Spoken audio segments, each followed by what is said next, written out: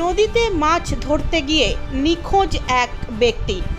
স্থানীয় সূত্রে জানা গিয়েছে, গুড়িয়াহাটি ২ নম্বর অঞ্চলের বকুলতলার বাসিন্দা অমৃত বর্মন গতকাল দুপুরে তোরসা নদীতে মাছ ধরতে আসে।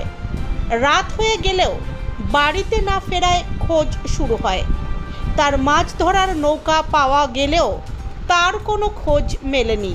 এরপর কোচবিহার ১ নম্বর ব্লকের তৃণমূল কংগ্রেসের সহকারী সভাপতি আব্দুল কাদের হক জানান, রাতে খবর পাওয়ার পরই স্থানীয় বাসিন্দারা তল্লাশি চালায়। আজ সকাল থেকে জেলা প্রশাসনের উদ্যোগে সিভিল ডিফেন্সের কর্মীরা তল্লাশি চালাচ্ছে। এখন অবধি তার খোঁজ মেলেনি। মাছ ধরতে এসে কোনোভাবে তিনি নদীতে তলিয়ে যান।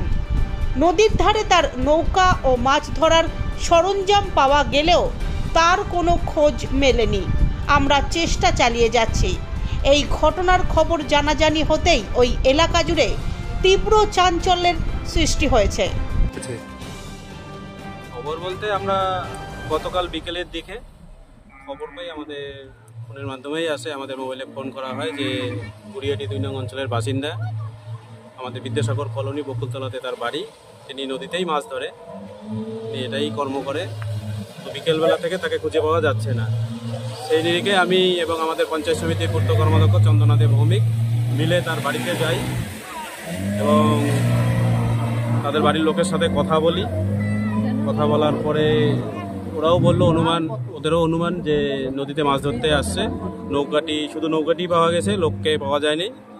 এবং সেই হিসেবে আমরা আমাদের ব্লকে বিডিও ম্যাডাম এবং জেলাতেও জেলা প্রশাসনের সঙ্গেও আমরা যোগাযোগ করি এবং সেই হিসেবে আজকে সকালবেলা সিভিল ডিফেন্সের সদস্যরা ওনারা বোট নিয়ে আসে এবং এখনও পর্যন্ত উদ্ধার করার জন্য যথেষ্টভাবে সহযোগিতা করছে।